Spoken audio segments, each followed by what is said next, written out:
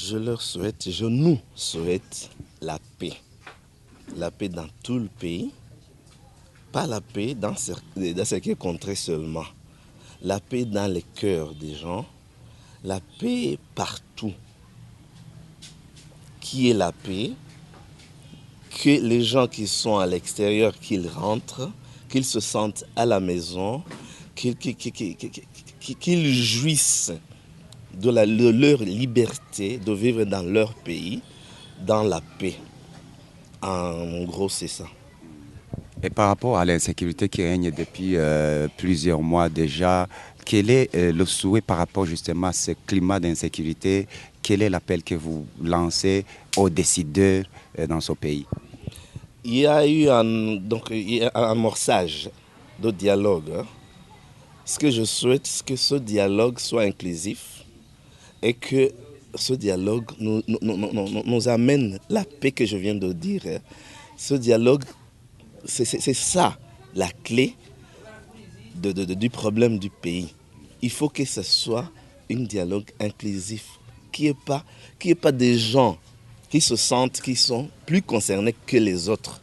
Il faut que tout Burundais donne son idée, comme je suis en train de le donner, que tout le monde participe à ce dialogue et que ce cycle de violence que nous avons connu pendant presque un siècle, que ce soit vraiment la dernière des crises que le Burundi ait vécues. C'est ça mon souhait.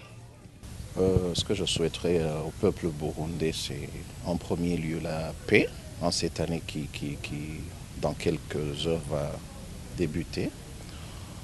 Le peuple burundais a tellement besoin d'une paix qui, comme je peux le dire, serait durable. Le peuple burundais a besoin de vaquer normalement à ses occupations. Le peuple burundais a besoin de manger même à sa satiété. Le peuple burundais a besoin de regagner, chacun a besoin de regagner son foyer. Alors, à tout Burundais, je souhaiterais une meilleure, une bonne et prospère année. L'année 2016, j'aimerais que tout Burundais puisse rentrer chez lui, vivre en paix. Celui qui travaille, qu'il aille travailler, celui ou celle qui étudie, qu'il puisse retourner ou qu'elle puisse retourner étudier, afin que on puisse quand même avoir quelque chose de concret en cette année qui s'annonce. Et quel est l'appel que vous voudriez lancer aux décideurs dans ce pays pour que justement cette paix que vous souhaitez au Burundi puisse être une réalité? Aux décideurs, j'aimerais leur rappeler que être dirigeant revient à j'appellerai pas ça se courber, mais quand même c'est être un serveur. Aux dirigeants qu'ils se souviennent qu'ils sont serveurs du peuple, de la population, alors qu'ils s'asseyent ensemble. J'ai récemment entendu qu'il y a des négociations qui vont être en cours.